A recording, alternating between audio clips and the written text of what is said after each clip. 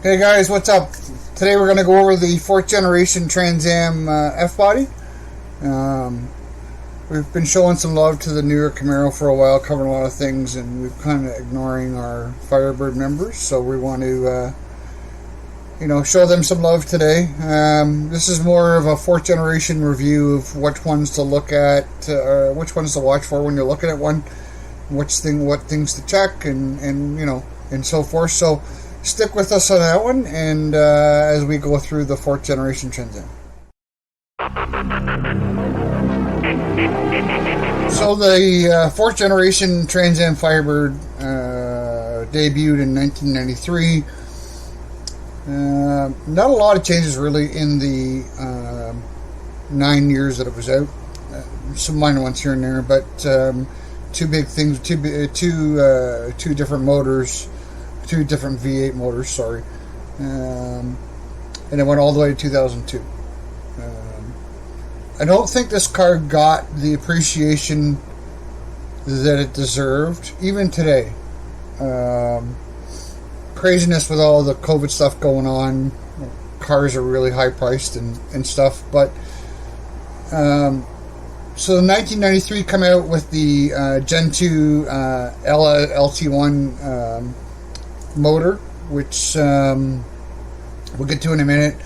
It was cast block aluminum heads, and then the mid-generation refresh in 1998 brought out the all-new aluminum Ls1 V8, which topped out at 345 horse. So still, they are pretty popular today. Great cars.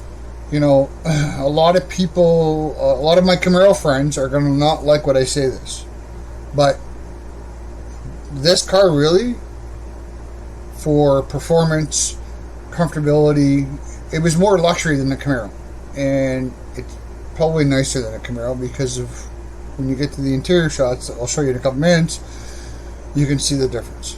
So stay with us. So as I mentioned before, the 93 to 97 Trans Am Firebirds formulas come with the Gen 2 LT1 small block. So it was cast block aluminum heads. There's a lot of people that swear by this motor, right? Makes a lot of power. It's probably good for close to 1,000 horse. The big problem, if you watch my video about which Camaros and Firebirds to buy, it's in there as well, so check it out. The problem with this car was had reverse cooling, and it had the OptiSpark distributor in it, which was behind the water pump. So if you're going out and buying one of these cars and you're not sure if the distributor's been changed in it, it's worth the investment ahead of time to change the distributor.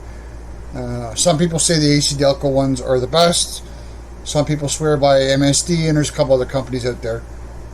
But I can tell you from experience that we've been on cruises and guys' cars just die in the middle of the highway, right? It happened to us. I've seen it happen, right? Steve can tell you firsthand. His LT1 died in the middle of the 401. So if you're buying a used Camaro, if you're buying a used Firebird or a used Camaro, because they both have the same motor in it, right, 93, 97, and you're not sure about the distributor, honestly, I would say, because you got to move the water pump and the distributor, you know what, do them both. It's not a lot of money. You got them both out. You might as well fix them both, and then coming into it that you don't have a problem, right? 98, 2002 is the Gen 3 LS1 small block, right, which is carried on into the years, even today, right? It's LSX motor. This is the Gen 3. Now we're into Gen 5 or Gen 6. Popular motor, right? They put them in trucks, in cars, Corvettes, right? And the LS1 topped it at 345 in 02. Great motor, right? My preference is for LS1. I've never really been a fan of the LT1, but I will tell you that the LT1 has a distinctive exhaust sound that the LS1 doesn't. And So I would probably go with an LS1, but that's me. It's just, you know, I have more experience with the LSX than I do the LT1, but the guys love the LT1s, right? So, you know, do your homework when you're buying the car. So looking at the Trans Am versus Camaro interior, you can see the difference. You know, I know a lot of people that take the Trans Am, the Camaro seats out and put Trans Am seats in it. 3rd gen and 4th gen, they'll both fit, no problem. My 91, I took a set of 95 Camaro seats and put them in my 3rd gen because the seats are horrible, and the 4th gens are way more comfortable. But yeah, I mean, the 4th gen Trans Am had lumbar support where the Camaro didn't, right? You know, the Camaro just looked so plain, in my opinion. It looked plain in comparison to the Trans Am, right?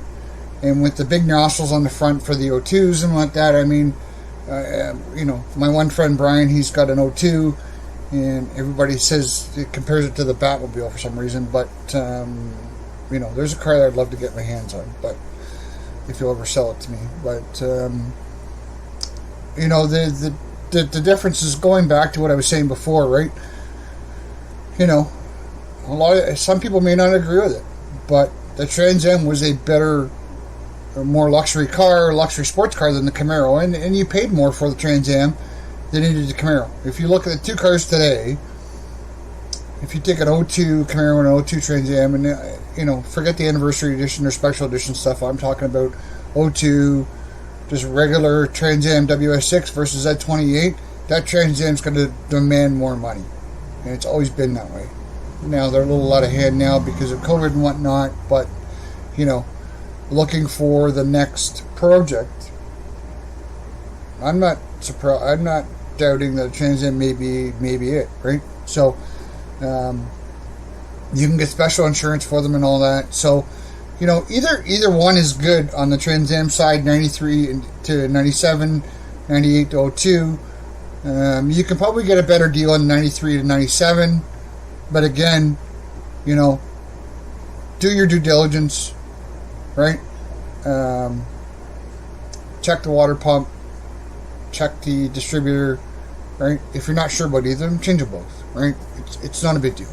You're going to pull it all apart anyways. To change one, you might as well do the other, and then you know 100%. That's the biggest downfall with the 93 and 97, right? But the guys love them. The guys love them. The guys that have them love them, right?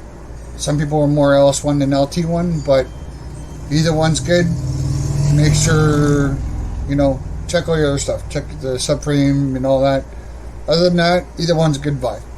Thanks for watching. Really appreciate it. If you guys made it this far in the video, make sure you like, subscribe, and so you don't miss another one of our videos. And until we see you again, take care.